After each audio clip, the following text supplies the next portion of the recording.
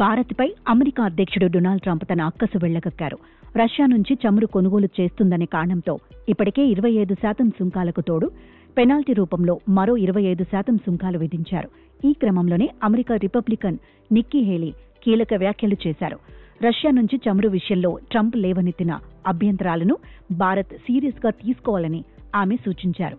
భారత్కు మంచి మిత్రురాలిగా పేరున్న ఆమె ఈ సమస్య పరిష్కారం కోసం వీలైనంత త్వరగా శ్వేతసౌధంతో కలిసి పనిచేయాలని సూచించారు. దశాబ్దాలుగా రెండు అతిపెద్ద ప్రజాస్వామ్య దేశాల మధ్య ఉన్న స్నేహం, విశ్వాసమే ప్రస్తుత ఒడిదుడుకులను దాటేందుకు బలమైన పునాదిగా ఉపయోగపడుతుందని అన్నారు. వాణిజ్యంలో రష్యా చమురుపై అభిప్రాయ భేదాలు వంటివి పరిష్కరించుకోవడానికి బలమైన చర్చలు, సంప్రదింపులు అవసరమని తెలిపారు. చైనాను ఎదుర్కోవడానికి అమెరికాకు భారత్ మిత్రదేశంగా ఉండాలి అన్న అంశం చాలా ముఖ్యమైందని, దానిని ఏమాత్రం ట్రంప్ విస్మరించకూడదని చెప్పారు. అయితే ఆంక్షలు విధించి భారత్ను అమెరికా దూరం చేసుకోవడంపై గతంలో కూడా నిక్కీ హేలీ తీవ్ర ఆందోళన వ్యక్తం చేశారు.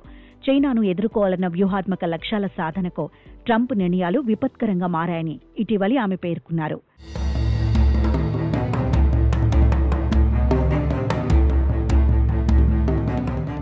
ప్రపంచంలో 6వ వంతు జనాభాకు కేంద్రం భారత్ అని, అత్యంత యువ జనాభాతో చైనాను దాటేసిందని గుర్తు చేశారు.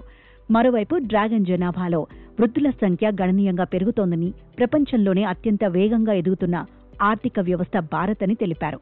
మరోవైపు భారత్ లాంటి మిత్రదేశాలను అమెరికా అధ్యక్షుడు డొనాల్డ్ ట్రంప్ దూరం చేసుకోవడంపై ఆ దేశ మాజీ విదేశాంగ మంత్రి జాన్ కెర్రీ కూడా ఆందోళన వ్యక్తం చేశారు. నిజమైన దౌత్య ప్రయత్నాలు జరగకుండా అల్టిమేటంలు జారీ చేయడం సరికాదని అభిప్రాయపడ్డారు. భారత్, అమెరికా మధ్య పోరు దురదృష్టకరమని అభివర్ణించారు. అమెరికా అధ్యక్షుడు ట్రంప్, భారత ప్రధాని మోదీ మధ్య ఈ పోరాటం దురదృష్టకరమని పేర్కొన్నారు. సాధారణ వ్యాపార విధానంలో నిజమైన దౌత్య ప్రయత్నం లేకుండా గొప్ప దేశాలు ఎల్లప్పుడూ ప్రజలకు అల్టిమేటంలు ఇవ్వడం ద్వారా గొప్పతనాన్ని ప్రదర్శించవని తెలిపారు. మాజీ అధ్యక్షుడు బరాక్ ఒబామా పాలనలో చర్చలు పరస్పర సహకారం, గౌరవం ద్వారా జరిగాయని గుర్తు చేశారు.